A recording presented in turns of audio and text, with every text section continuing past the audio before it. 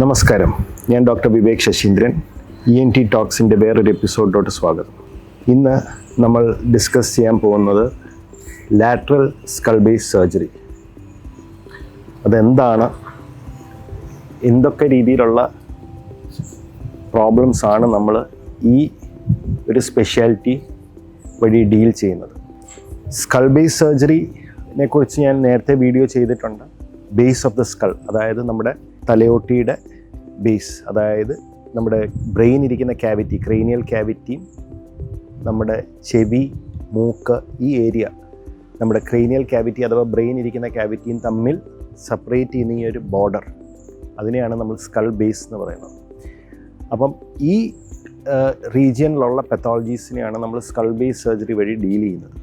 അപ്പോൾ ഇതിനകത്ത് നേരത്തെയുള്ള വീഡിയോകളിൽ ഞാൻ ഒരു പക്ഷേ ഡീറ്റെയിൽഡ് ആയിട്ട് ഡിസ്കസ് ചെയ്തിട്ടുള്ള ഒരു ടോപ്പിക്കാണ് എൻഡോസ്കോപ്പിക് സ്കൾ ബേസ് സർജറി. മൂക്ക് വഴി നമ്മൾ ബേസ് ഓഫ് ദ സ്കളിലുള്ള ട്യൂമേഴ്സിനെ റിമൂവ് ചെയ്യുന്നു അല്ലെങ്കിൽ ടാക്കിൾ ചെയ്യുന്ന ഒരു സ്പെഷ്യാലിറ്റി. അതേപോലെ തന്നെ ലാറ്ററൽ സ്കൾ ബേസ് സർജറി എന്ന് പറയുമ്പോൾ നമ്മൾ ലാറ്ററൽ ആസ്പെക്റ്റ്, അതായത് ഈ ചെവിയും അതിൻ്റെ പരിസരത്തും ആ ബ്രെയിനിൻ്റെ പരിസരത്തുമുള്ള പെത്തോളജീസിനെ ഡീൽ ചെയ്യുന്ന ഒരു സബ് സ്പെഷ്യാലിറ്റിയാണ് ലാറ്ററൽ സ്കൾ ബേസ് സർജറി. അപ്പോൾ ഇതിനകത്ത് യൂഷ്വലി ഇൻവോൾവ് ആയിട്ടുള്ള ഡോക്ടേഴ്സ് എന്ന് വെച്ചാൽ ന്യൂറോ സർജൻസ് ഇൻവോൾവ് ആയിരിക്കും, ENT സർജൻസ് ഇൻവോൾവ് ആയിരിക്കും, പലപ്പോഴും head and neck surgeons involve ആണ്. പിന്നെ അതിന് പുറമെ medical oncologist, radiation oncologist, depending on എന്ത് ടൈപ്പുള്ള ട്യൂമർ അല്ലെങ്കിൽ ഇപ്പോൾ ഒരു ക്യാൻസറസ് ലീഷൻ ആണെന്ന് വെച്ചാൽ നമുക്കൊരു പക്ഷേ ഈ പല സ്പെഷ്യലിസ്റ്റും അതിനകത്ത് ഇൻവോൾവ് ആണ്. അതിന് പുറമെ ഇൻ്റർവെൻഷണൽ റേഡിയോളജിസ്റ്റ്. എന്തൊക്കെയാണ് ഈ ലാറ്ററൽ സ്കൾ ബേസ് സർജറി എന്നുള്ള സ്പെഷ്യാലിറ്റിയുടെ അടിയിൽ വരുന്ന പെത്തോളജീസ് അല്ലെങ്കിൽ അസുഖങ്ങൾ? കോമൺ ആയിട്ടും ഒരു ENT സ്പെഷ്യലിസ്റ്റ് എന്ന നിലയിൽ നമ്മൾ കാണുന്ന പ്രോബ്ലംസ്, ഒന്ന് ടെമ്പറൽ ബോൺ, അതായത് നമ്മുടെ ഈ ചെവിയും ഈ പരിസരം ഇരിക്കുന്ന ഈ ബോണിനെയാണ് ടെമ്പറൽ ബോൺ എന്ന് പറയുന്നത്.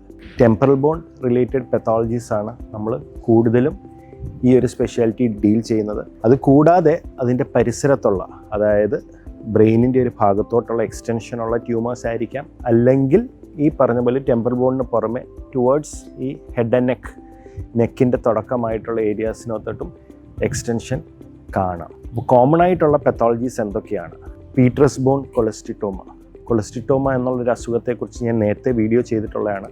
അത് സാധാരണ രീതിയിൽ ചെവിയിൽ കണ്ടുവരുന്ന ഏറ്റവും കോമൺ ആയിട്ടുള്ള ഇയർ ഡിസ്ചാർജിന് കോമൺ ആയിട്ടുള്ള ഒരു കാരണമാണ്.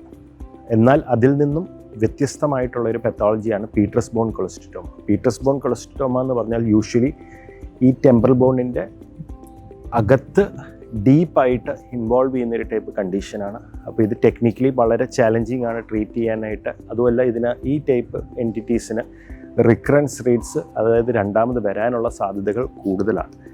അതിന് പുറമെ ടെമ്പറൽ ബോൺ മെലിഗ്നൻസീസ് നമ്മൾ ഹെഡ് ആൻഡ് നെക്ക് റീജിയൻ തന്നെ എടുത്തു കഴിഞ്ഞാൽ ഏറ്റവും ഇൻസിഡൻസ് കുറഞ്ഞ മെലിഗ്നൻസി, ഏറ്റവും അൺകോമൺ ആയിട്ടുള്ള മെലിഗ്നൻസീസിലൊന്നാണ്.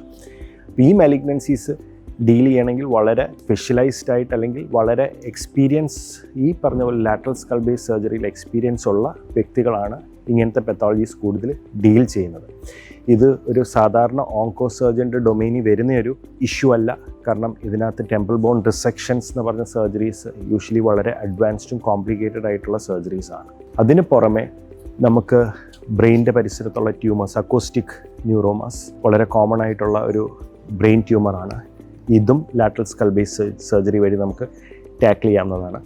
അല്ലാതെ വളരെ ENTയിൽ കോമൺ ആയിട്ട് കാണുന്ന ഒരു ബിനൈൻ ട്യൂമറാണ്, നോൺ ക്യാൻസറസ് ട്യൂമറാണ് ഗ്ലോമസ് ട്യൂമേഴ്സ്. അപ്പം ഈ രീതിയിലുള്ള പെത്തോളജീസ്, അതുപോലെ ഫേഷ്യൽ നെർവ് ട്യൂമേഴ്സ്, ഇതൊക്കെയാണ് നമ്മൾ പ്രിഡോമിനൻ്റ്ലി ഈ ലാറ്ററൽ സ്കൾ ബേസ് സർജറി എന്ന സ്പെഷ്യാലിറ്റി വഴി നമ്മൾ ഡീൽ ചെയ്യുന്നത്. Thank you.